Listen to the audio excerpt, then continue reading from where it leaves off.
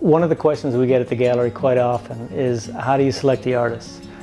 There's actually quite a process, and it's nice, A, to get a heads up before somebody shows up, and B, I like to do a lot of research on whoever we have in here.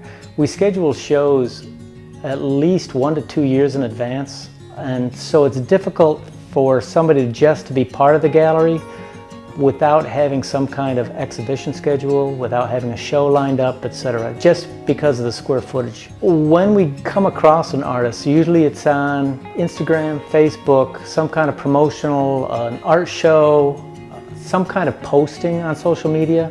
There's not a whole lot of variety out there as far as stumbling on somebody.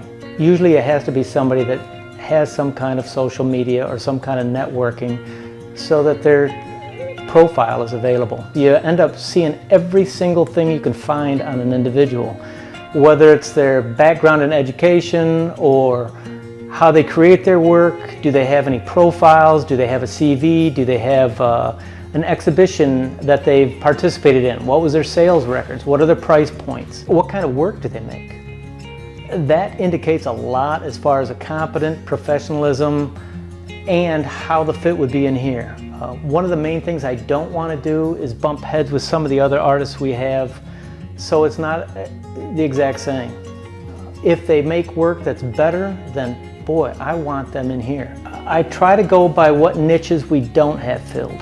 So if we don't have a soda-fired ceramicist, then it's nice to have a representation of that technique or that field.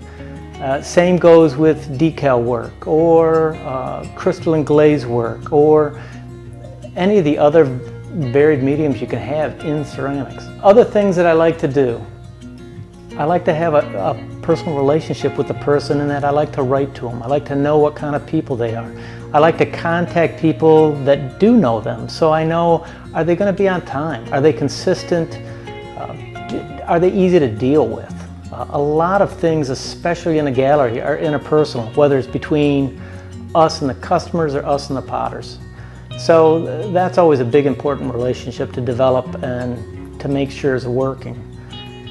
After that, we think about it a long time. We try to consider it. We see where it would fit best. And from there, we either line up a show, we ask them if they'd be willing to be a regular in the gallery. We contact them and see what works for their schedule. We're usually pretty flexible because people have lives that intrude on everything. And to me, their lives are way more important than their showing.